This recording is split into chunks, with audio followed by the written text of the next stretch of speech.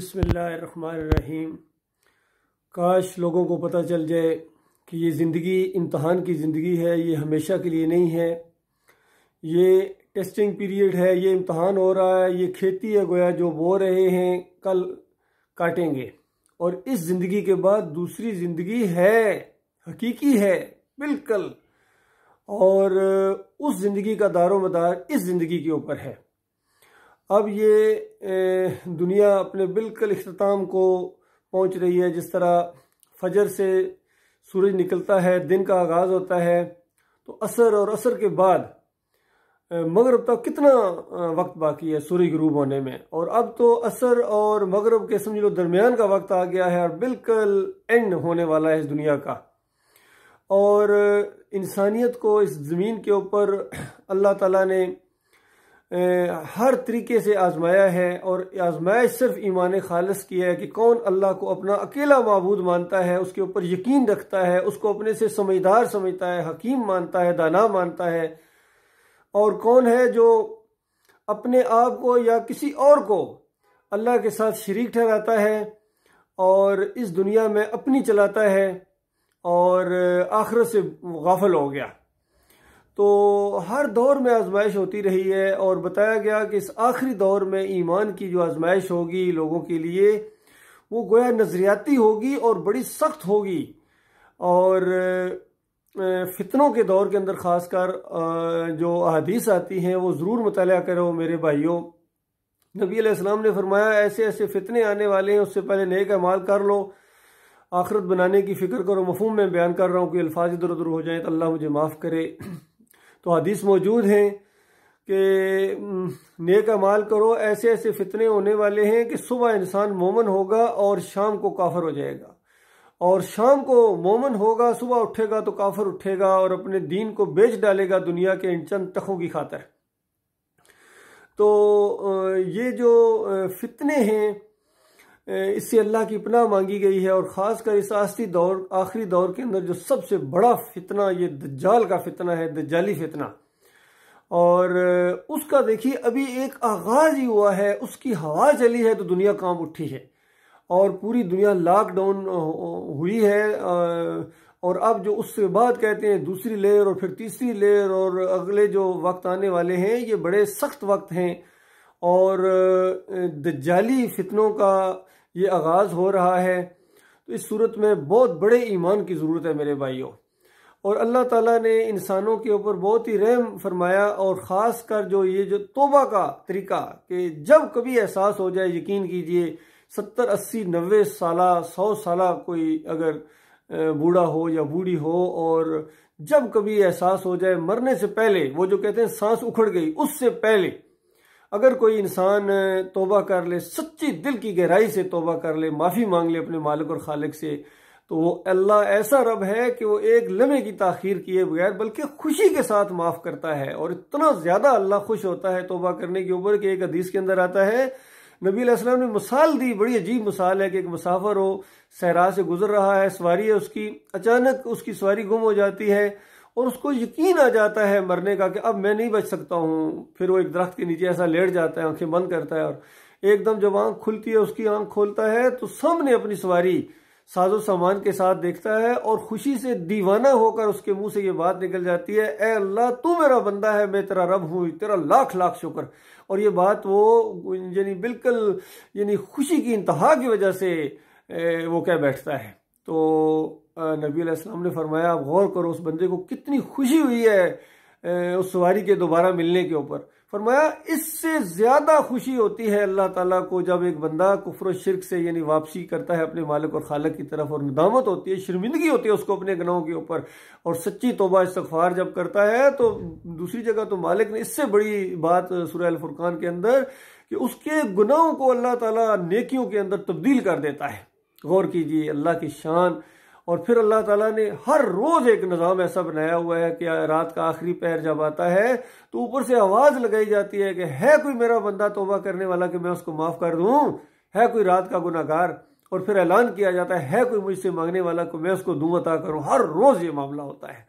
फिर रमज़ान के अंदर तो अल्लाह की रहमत और शफकत के अंदर गोया उसके समुंदर के अंदर अर्रहमान की सिफ्त के अंदर गोया तुग़यानी आ जाती है और उछल उछल कर जिस तरह बड़ी बड़ी लहरें आती है साहिल की तरफ, इस तरह अपने बंदों की तरफ मालिक मग़फ़िरत के दरिया आता है। फिर उसके अंदर एक लैलतुल क़द्र आती है, उसका तो कहना ही क्या, उससे भी आगे मामला बढ़ जाता है। हज़ारों साल की इबादत एक तरफ और एक रात की इबादत एक तरफ, तो इतने कुछ अल्लाह ताला ने इंतज़ामात करके रखे हुए हैं। फिर फरमाया कि एक तौबा का दरवाज़ा अल्लाह ने खोला हुआ है, वो आखिरी दिन जब सूरज यानी मगरिब में गुरूब होने वाला होगा, हर रोज़ सूरज अपने मालिक और खालिक को सजदा करता है और दूसरे दिन तुलू होने की इजाज़त चाहता है।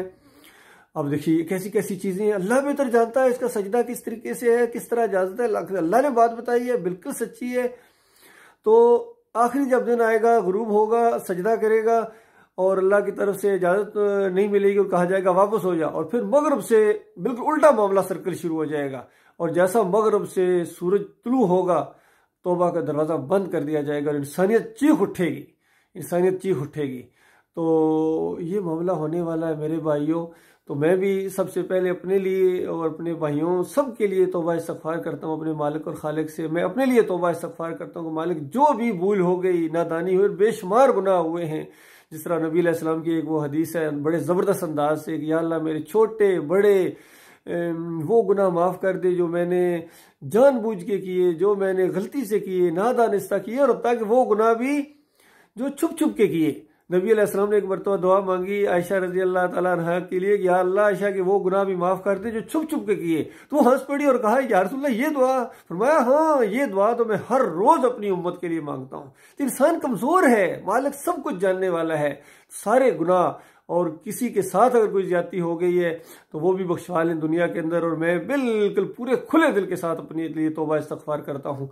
और अगर किसी भाई के साथ मेरी तरफ से कोई ज्यादती होगी तो या तो वो मुझे माफ़ कर दे, और या अगर बेशक पर्सनल मेरे से वो टेलीफोन पर बात करे या किसी तरीके से भी वो, मैं इंशाअल्लाह उसको कंपनसेट करने की कोशिश करूँगा अपनी आखिरी हद तक।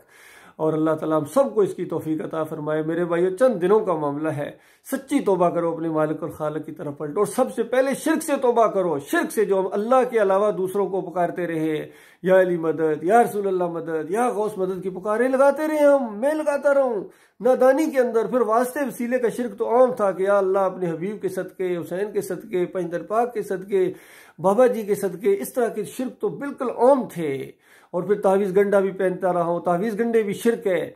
और फिर इस जमहूरियत के सिस्टम को हम सही समझते रहे, ये भी मुशरकाना निज़ाम है। अगरचे मैंने पूरी ज़िंदगी वोट नहीं दिया है, ये अल्लाह ने मुझे बचा के रखा है, सिवाय एक के वो जो एक रेफरेंडम टाइप हुआ था, उस वक्त मैं फ़ौज में 7 पंजाब रेजिमेंट में अफसर था, तो वो एक मामला हुआ है।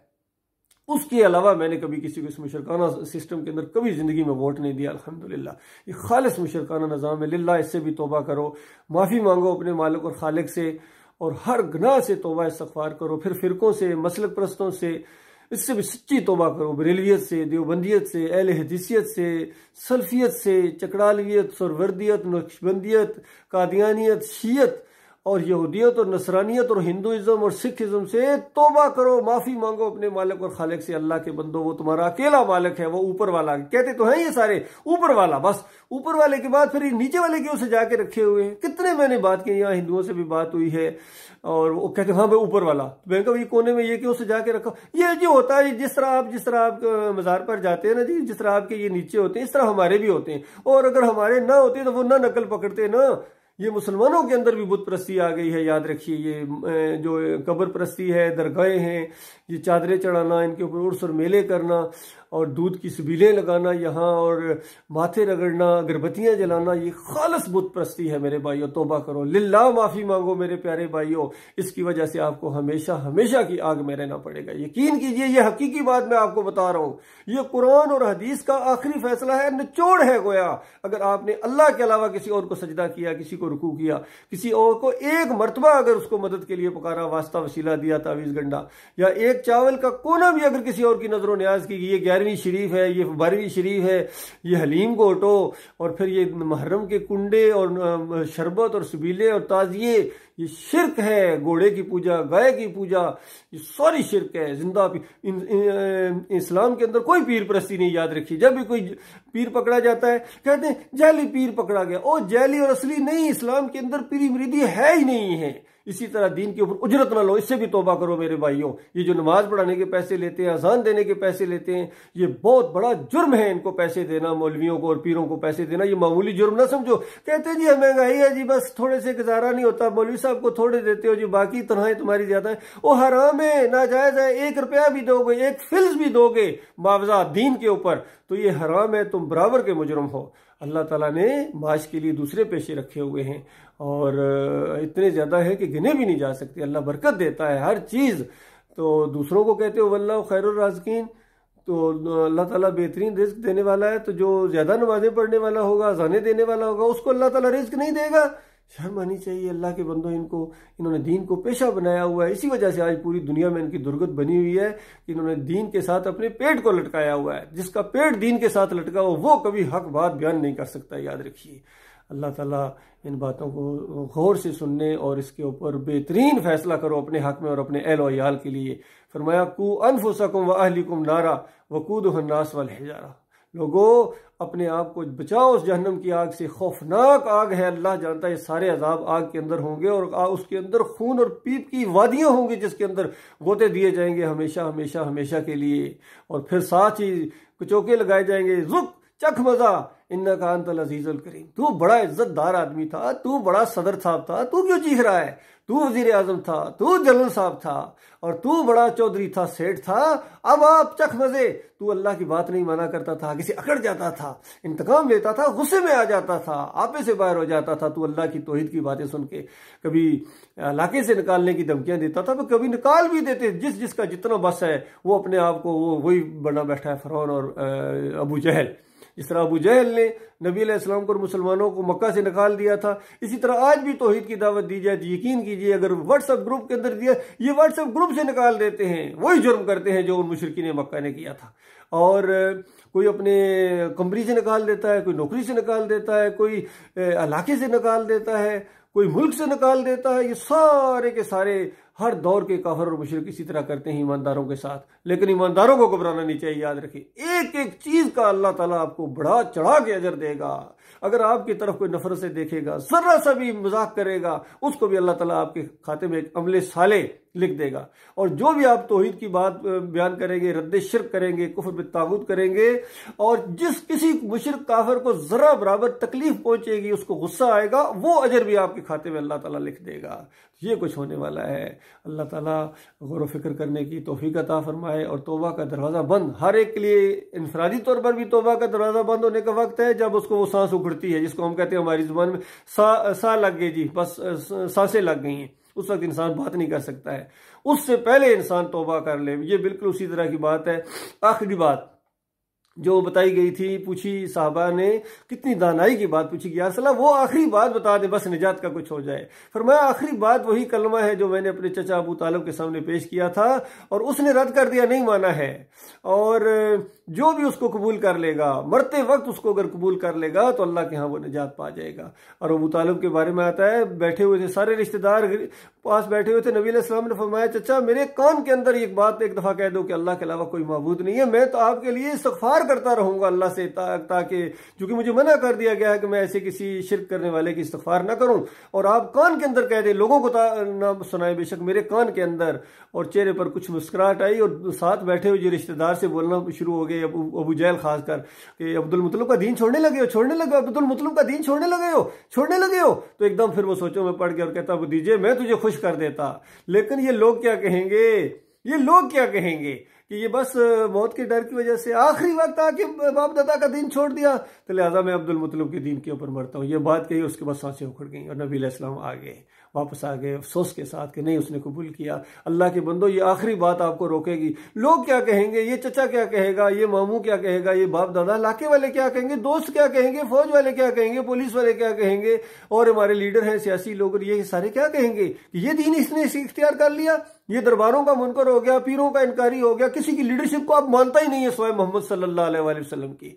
और एक कहराम बच गया, इसने तौहीद की दावत उठा दी है। अब ये किसी मसलक को नहीं मानता, कहता सारे फिरके गुमराह हैं, बरेलवी, देवबंदी, अहले हदीस, सारे के सारे फिरके, जमात इस्लामी, तंजीम इस्लामी, सारा सूफिया का सिस्टम, ये सारे के सारे गुमराह गुजरे, ये नहीं जानते थे। ये वास्ते वसीले के कायल थे, ये नजराने किया करते थे, ये उर्स और मेले किया करते थे। ये कहता है ये सारे के सारे जहन्नम का ईंधन बन गए। तो उसके बाद कैसे बचोगे, कैसे अल्लाह के में रहोगे? कोई परवाह नहीं अल्लाह के बंदो, कुछ नहीं होता है। आप ये तौहीद की दावत उठाकर तो देखें, कोई कुछ नहीं कर सकेगा। अल्लाह जानता है, मेरा ये जिंदगी का तजर्बा मैं आपको बताऊं, कोई। और ऐसा सुकून नाजुल होता है, ऐसी दिल को खुशी मिलती है, ऐसा एतमाद और ऐसी दिलेरी आपके अंदर आती है कि ये तौहीद का अकीदा ऐसा है। और आप महसूस करेंगे कि आप जो इससे पहले अगर वो बुज़दिल रहे थे तो ये मुशरिकाना अकीदे की वजह से थे। और यही बात मैंने अपनी फौज के अंदर अपने भाइयों को बताई थी 7 पंजाब रेजिमेंट के अंदर कि देखो अल्लाह के साथ इस तरह ईमान लाओ, देखना पूरी दुनिया फतह करोगे, अगर ना की तो मुझे कहना। हमारे ब्रिगेडियर्स कहते लिख के दे सकते हो? मैं कहा अच्छा आपको कुरान में लिखा हुआ है? जब आपको कुरान के अंदर यकीन है तो मेरी पर्ची के ऊपर लिख के देने के लिए आप को यकीन आ जाएगा? मेरा तो ईमान है कि अल्लाह की बात सच्ची है। तो नहीं बात उनकी समझ में आई। अब हालात घूमते फिरते कहाँ आ गए, आखिर में आके वही जंगें खालस अकीदे की बात के ऊपर, खालस ये दजाली फितने, आप इसका मुकाबला कैसे करेंगे अगर आपके अंदर ईमान अकीदा नहीं है, तौहीद नहीं है, अल्लाह की वादानियत नहीं है, अल्लाह के ऊपर वो पुख्ता ईमान नहीं है, तो आप इनका मुकाबला नहीं कर सकेंगे। इसलिए पहले ईमान को बिल्कुल खालस करके जंगे सर के ऊपर मंडला रही हैं अल्लाह के बंदो। इसके अंदर जो मरता जाएगा, अगर अकीदे के अंदर खराबी है, पूरी दुनिया के मुफ्ती उसको शहीद कहें, पूरी दुनिया के फूल उसके ऊपर चढ़ा दिए जाए, पूरी दुनिया इकट्ठी होकर उसका जनाजा पड़े, अल्लाह के बंदो जन्नत की खुशबू तक नहीं पा सकोगे, यकीन कीजिए। ये जन्नत का निजाम इस तरह नहीं है कि जो कि जनाजा बड़ा था जी बस अल्लाह भी, जनाजे बड़े की बात नहीं है, ईमान अकीदा देखा जाएगा, ईमान अकीदा। हाँ ईमान अकीदा दोस्तों, फिर बाकी सारे इंसेंटिव्स भी आपको मिलेंगे। जितने मोमन आपके लिए इस्तग़फ़ार करेंगे आपको फायदा होगा, आपकी नस्लों को फायदा होगा, आपके अबा अजदाद में से भी जो मोमन गुजरा होगा उसको भी आपके ईमान अकीदे से फायदा पहुंचेगा, शफात होगी नबी अलैहिस्सलाम की। लेकिन मोमनों के लिए, गुनाहगार मोमनों के लिए, किसी मुशरिक के लिए जुबान खोलने की इजाजत नहीं दी जाएगी। ये अल्लाह की किताब का आखिरी फैसला है। अल्लाह ताला इसके ऊपर गौर करने और सच्ची तौबा करने की तौफीक अता फरमाए। मालिक हम सब की तौबा को कबूल कर। मालिक हम आपके सामने झुके हुए हैं, आप हमारे रब हैं, आप हमारे माबूद हैं, हम किसी और को ना पुकारेंगे, हम किसी और को ना पुकारेंगे।